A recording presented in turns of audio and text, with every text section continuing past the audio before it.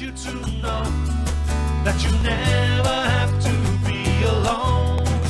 I want you to know someone's always here for you, and I hope you believe it's me. Yes, I hope you believe it's me. Oh, I hope you believe it's me.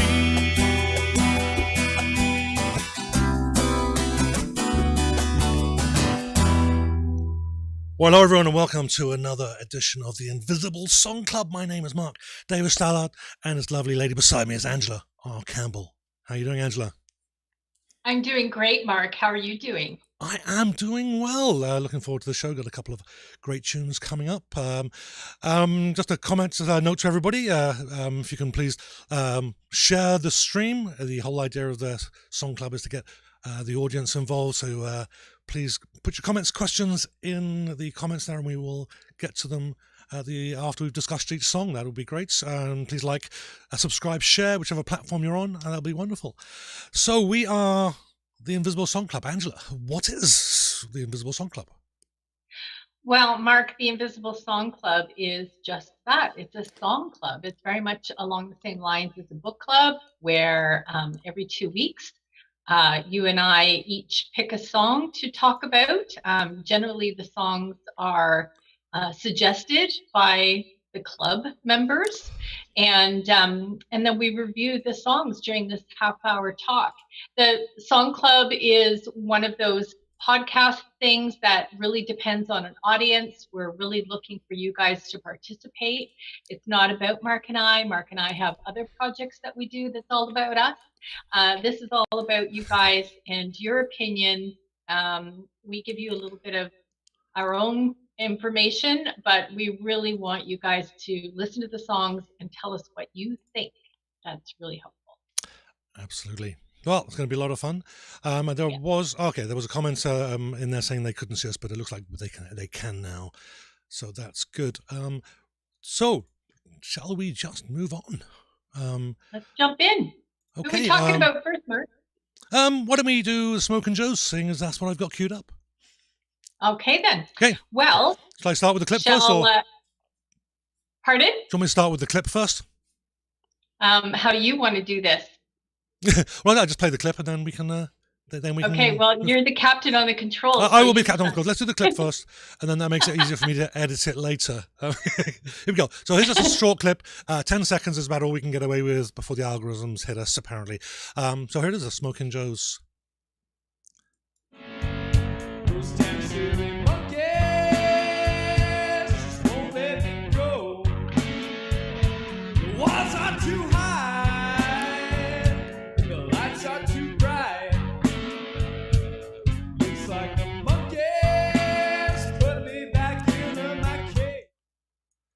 There we are. Mark, did that work? Because I couldn't hear on my end. Hopefully you couldn't? It sounded. I heard it fine. It looked like it went out. Comments from anybody there, if you could or couldn't, that would be great. If not, it's only 10-second clip, so okay. The link is in the... We'll play it again if it didn't work. Yeah, the link. All right, so yeah, the link is Mark. in. Just to let everyone know, the links are in the description if you want to go and check it out in the audience there. Okay, right, over to you then, Angela. I'll give you this. I'll give you the chair. Okay. Mark, the Smokin Joes are a Canadian rock blues band formed in 2017 in Winnipeg, Manitoba. The members are Mike McNeil and Lyle Brown. Lyle Brown's the drummer. He's certified in industrial electronics and is a veteran audio engineer working as sound guy with hundreds of bands and touring with bands like TC Smasher, Laker Band, The Guess Who, and Blackie and the Rodeo Kings. Love those Canadian bands. Lyle is well respected in the music industry and has his own recording studio, Dark Nest Studio in Winnipeg. Lyle played drums with multiple bands and musicians over the past few decades before forming the Smokin Joes. Mike McNeil is lead vocals and guitar in the Smokin Joes. He's played with Idle King, Petty and the Corporate, and joined Lyle in a cover band called Northfield before they formed the Smokin Joes. Lyle and Mike enjoy a collaborative writing relationship, with Lyle saying, "We're on the same page." The Smokin Joes have released singles. The one that we're reviewing today is Monkey on My Back, and has an accompanying, trouble talking today. Monkey on My Back has an accompanying music video. And it was recently nominated as one of the best Canadian independent music videos of 2020 and has been selected as a finalist for the first round of annual Independent Music Video Awards. For those of you not in Canada, you may not know what that is. That's through Dropout Entertainment. I was at Lyle's Darkness studio. Lyle's actually a friend of mine, Mike, as well. And also their videographer, Barbara Tomsky. I don't know, Tomsik. Sorry, Barbara. She's Russian. I don't know how to say her last name. So I was at Darkness Studios when they were actually recording for their music video. It was a lot of fun. That's only the stuff they did when I was there that day is only part of the music video. The music video is really awesome. It tells the story that is in the song, and the story is about a man who is addicted to drugs, and the story is about that addiction and the monkey on his back. So it was actually quite disturbing being there and watching the actor on the couch faking snorting cocaine lines and drinking and acting high. Actually, like, oh wow, it's going to be such a disturbing video, but it turned out really nice. The music is typical blues, very much blues, with some really nice electric guitar from Mike McNeil. And the topic is dark, but somehow comes across kind of fun as well. It's a very nice song. I really liked it. And the music video ends up telling a very visual story about it. So I highly recommend you check out the video as well as the song. And like I said, the Smokin Joes, they release like a song at a time. So keep your eye out for more coming from them. They're really writing up a storm, and they're doing it at Darkness Studio. So one of the things that I really love about the Smokin Joes is they, although there's a few rock elements in their songs, they really stick with the blues. They are a blues band, and they even on stage wear the blues suit and look very much like a blues band on stage. So yeah, check them out. I love the song. And over to you, Mark. Okay, perfect. Here we are. Right. I'm going to take the stage now. Here we are. Right. So, I'm having trouble here. Technical issues in the background, we're good, right. Well, if you're into blues, then you're going to love this song. It checks all the right boxes. It's wailing guitar, a solid rhythmic bass, drums hitting all the right accents, and vocals that fit so perfectly into the genre. It starts with a long bass notes, which then leads nicely into the drums, guitar, and the bass hitting a kind of fast staccato riff where they are playing the notes and beats all at the same time. The guitar then continues the riff with the bass and drums taking a more traditional rhythm backing, and this creates a full rocking sound to the blues feel. The verse starts and the song slows right down and becomes more of a lazy electric blues song. The vocal melody is what you might expect from this style of song. It could quite easily be lifted out of this from a Delta blues tune, and what the guitar is doing could easily be played on a blues harp, and it would fit very well. So when I say it's very bluesy, I mean it's very bluesy, and I'm rather keen on blues, by the way. The fast riff then comes back again. That's the double time between the verse, and it breaks it all up. This actually kind of adds to the story really nicely. Moments of getting drunk or high, where the world just happens all around, and then coming down and having a moment of clarity. This is really quite clever, the way that they've done this. Then there's a howling guitar solo that fits in so well. The nice rounder sound of a Les Paul. What's not to like about that? I can hear every note in it, and I've said that before. I really enjoy it when I can hear a guitar solo where I can hear what they're playing, as opposed to the fast all over the place. It was nice and it was slow. You could hear every note and you could feel those bends on those strings. It's very well done, putting that much emotion into such a short solo. The song ends, but it doesn't really end. It kind of starts up again for another bar or so, and then it stops and it starts again. But when it does finally end, it actually feels good. It's kind of how a night out drinking heavily might go. I don't know if that's intentional of the band, but it's kind of what comes through. So you kind of, I get a second wind. Oh, and you picture that second. And I think that worked really well. Whether it was intentional or not, that's kind of what I got out of it. Now I think for this is a topic for many that this is really difficult to deal with, and it's certainly difficult to deal with without lecturing or preaching. But this just gives us kind of a snapshot into what someone's experience. And I think that the monkey metaphor throughout the song is not just a catchphrase at the end of a verse, at the end of a chorus. It's throughout the song, and it really was well done. And it's a good example just of how well this was done, because I hadn't really thought about the monkey in these terms before. So I was going to quote those damn silly monkeys won't let me go. Once I'm too high, the lights are too bright. It's like the monkey putting me back into my cage. Well, I think it was very clever, very well done. That monkey motif had deep meaning all of its own, and they kept it right through, and it tied it all together nicely. What I will say is, if you like the blues, you are absolutely going to love this song. Okay, Angela. Very nice, Mark. I'm glad you like it as much as I do.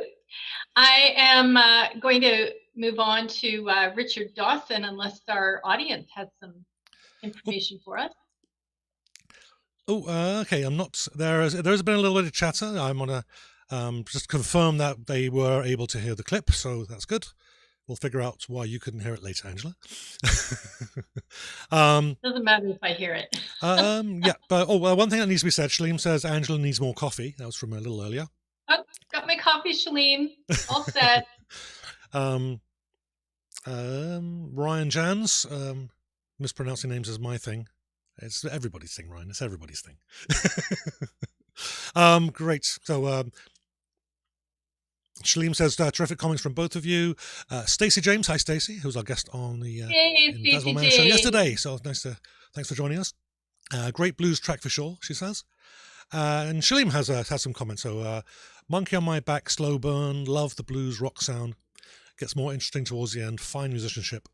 I would see them. Oh, I got a little bit bumped there. Gets more interesting towards the end. Fine musicianship. I would love to see them. Oh, yeah, it's a little difficult. I would love to see what else they have. I'm trying to reinterpret that. They could open for Greta Van Fleet, who are one of the prominent bands keeping blues rock and roll alive. And Smokin Joes has joined as well. Thank you, Angela Mark. You are very welcome. We only say what we really believe, so they didn't pay us. Yeah. But if you want to, you can. Yeah. If we have anything bad to say, we just don't say it. We just skip over it. So whatever you hear is the honest truth. This is a show about discovering great music. Yes. Okay. Okay, a clip for us, Mark. Okay, let's hear the clip. So, Richard Dawson, Jogging.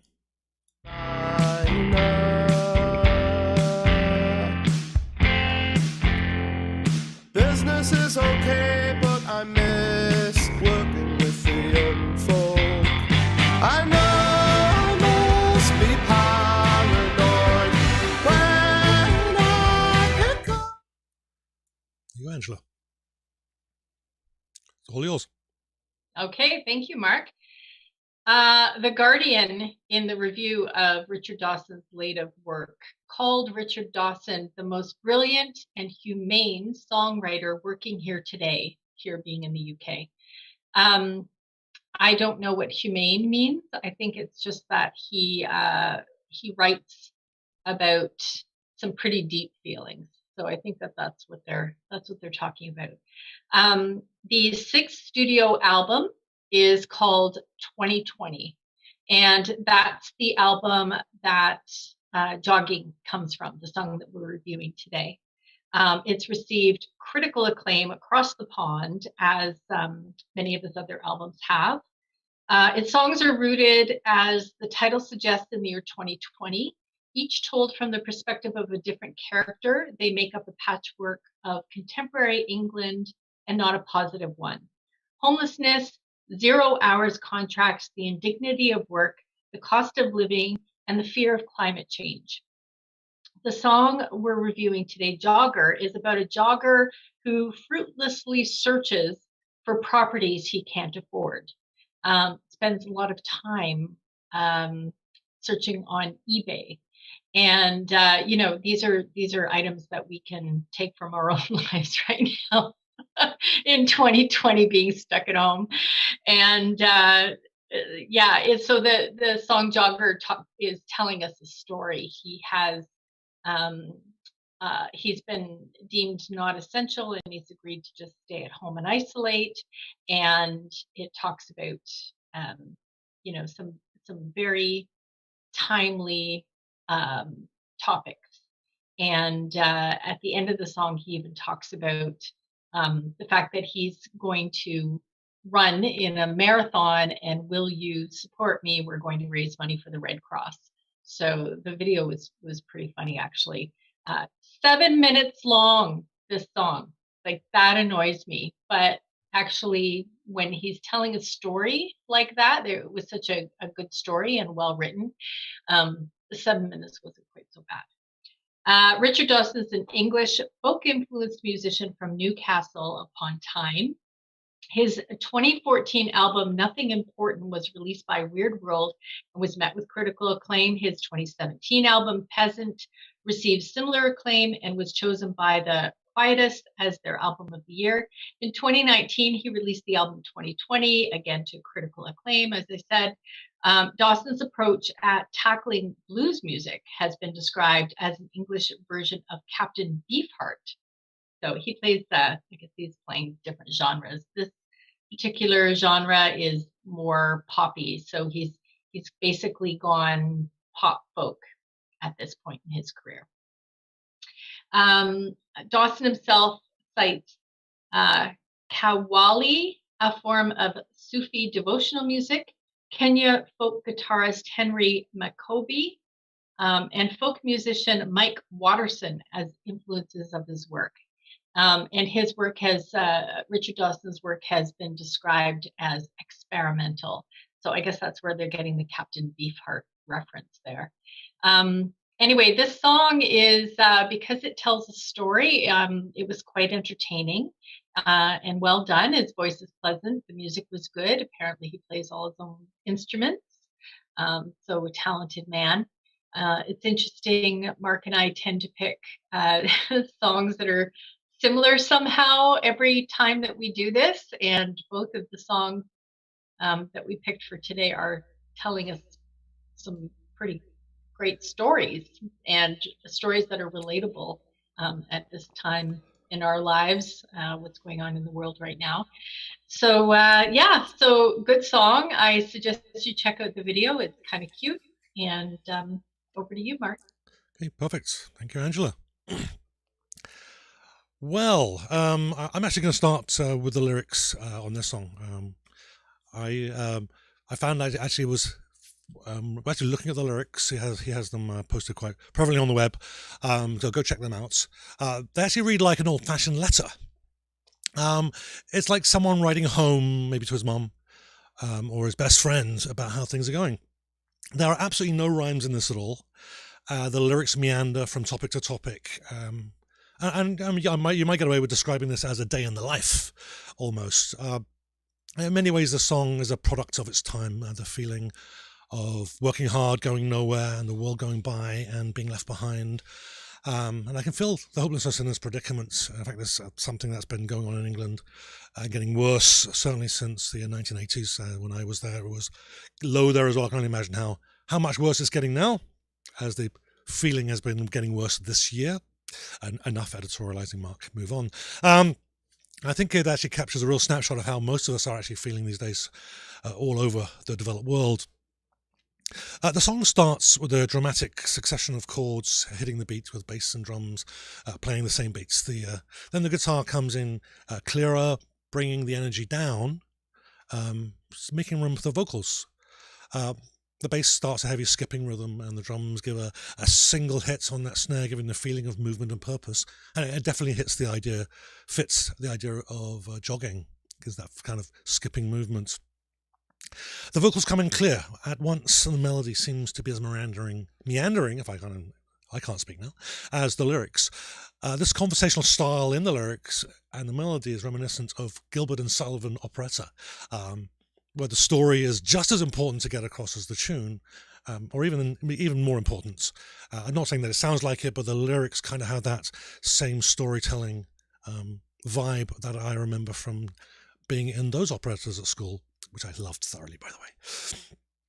Halfway through the verse, the rhythm guitar strums louder and with the energy, almost angry, certainly emotionally pulling us in to the feeling of hopelessness of the subject situation. All this builds into a really catchy chorus, all instruments hitting the regular beats together. It's really quite satisfying. The chorus starts with, "I know I must be paranoid," but then no other lyrics are ever repeated, just those few words. In the chorus, Richard hits some really high notes, singing falsetto, which most singers struggle to do. Just an example, when I try and sing falsetto, I come off sounding like I'm in a Monty Python skit impersonating women. It doesn't sound good. But like much of the subtle tones in the song, it's surprising, at least unexpected. But once you've heard it, it seems so natural to be in that song. It just seems to belong. Now, the third verse brings with it a synthesizer, which adds a somber mood, also adding some sliding squeals, which actually serves to pull us even deeper into the story if it were possible. And 3/4 way through, there is a heavy-hitting music break, with Jogging, Jogging being sung at the start. Now, there's so much going on in this part, it's really difficult to describe. Clearly, a lot of thought and effort was put into this section, with all the instruments working together, all playing their own thing, but complementing each other.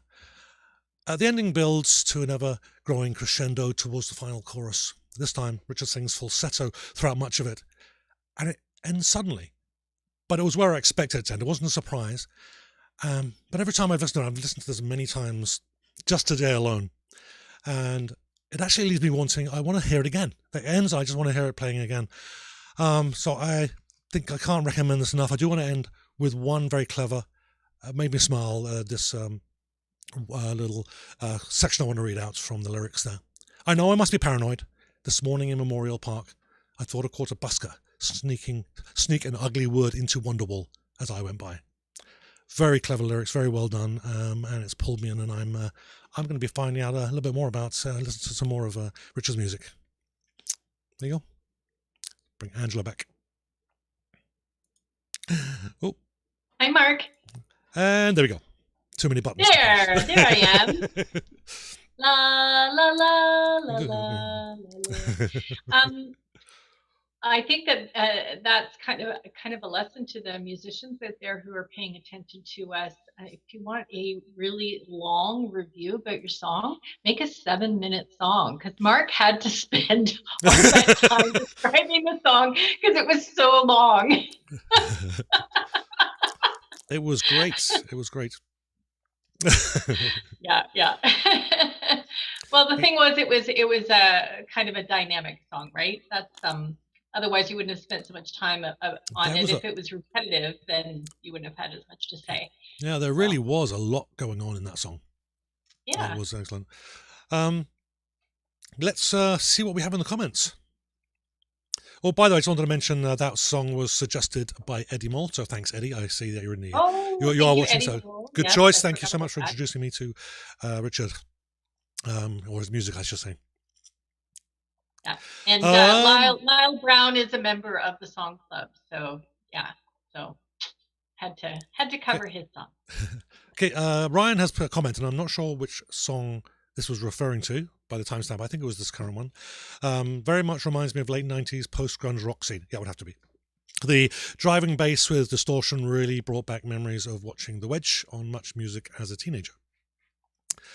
And here's Eddie Moll. I think he comes from a folk songwriting background, which would make a lot of sense. Yeah, that's definitely because actually I think we go back to one of our previous songs. This album is described as folk pop. Oh, okay, nice.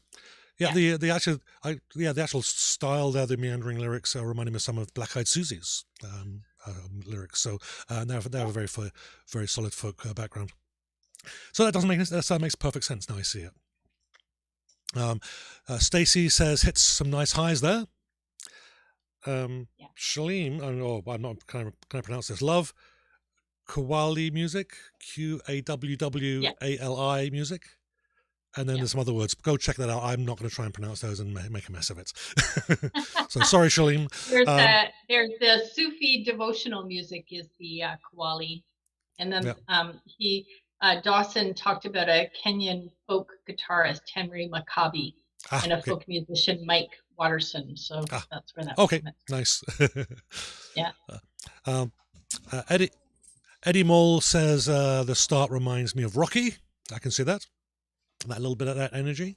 Right, how it starts. Oh. And he runs up the steps. I have to do it again now. Not Eye of the Tiger, not that one. That's completely different. Ryan says that's correct. No falsetto for you. I don't do that anymore. I tried once. Shaleem says awesome comments again. Impressed. Thank you, Shaleem. And Shaleem has some comments, so let's read that. Let me make this a bit bigger so I can see it. All good.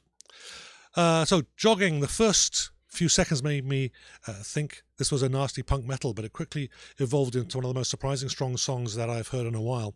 The lyrics are observations that are not couched in parable or allegory, but speak directly, and therein lies its power to me. It's from 2019, but parts of strangely the zeitgeist of these COVID times. These symphonic parts are unexpected but delightful and give the song a sense of grandness. When so much music floats along with familiar themes, this one steps out of the left field and resonates with me. Brilliant. Loved the video. Didn't find the length annoying at all. Me either. And I ordered the CD. Thank you, Eddie Mole, for suggesting this song. Eddie says check out his Dead Dog video on YouTube. Love this album. And glad you can understand his accent. It gives me hope. Well, I can, but I'm not from that far away from him. All right. Here you go. That's the last of the comments so far. So thank you everybody for taking part. Yeah, thank you everyone for your comments. I know there's a lot of people who just watch and don't say anything, so that's fine too. But the comments really help keep the show flowing, because that's what it's about. Absolutely. That's a big part of the show. We see that you are taking this seriously out there in the audience, that this is a club for all of us, not just for me and Angela to pontificate, as I tend to, but it's all about us discussing some great music together. I mean, Mark and I remember our childhoods when we would sit around with our friends and pull the albums out and look at the artwork on the covers and read inside and talk about the bands and listen to the songs and argue about which ones we like best. And I mean, that's part of the fun of listening to music. It's not just to be in the background, but for you to really digest it and get something out of it. So, and we like to do that in a group. This is our little party. Indeed, yes, a little throwback, as it were. Bring your own coffee. Indeed, indeed, or something else. Yeah, cheers. I know. I need a branded mug. I really do. I think this is only one of two in the world. Anyway. Yeah. Our supplier is way too expensive, so we stopped with them. Anyhow. I know, if anybody can come up with it, it's not really not worth doing much. It's really not. No. Anyhow, we'll find somewhere. Well, thank you very much, everybody, for joining us. If you've enjoyed the show, please share it with your friends and family. If you have any music-related groups you think would be interested in this, please share it there as well. Very much appreciated having you with us in the comments. It was absolutely fantastic.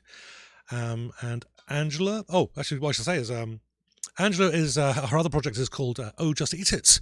Do you want to just give that a quick plug? Yeah, if you go to the website ohjusteatit.ca, links will be there for my Instagram and my Facebook, but also my YouTube channel, where you will find copies of the Invisible Song Club podcast, as well as videos that I've made myself. And I've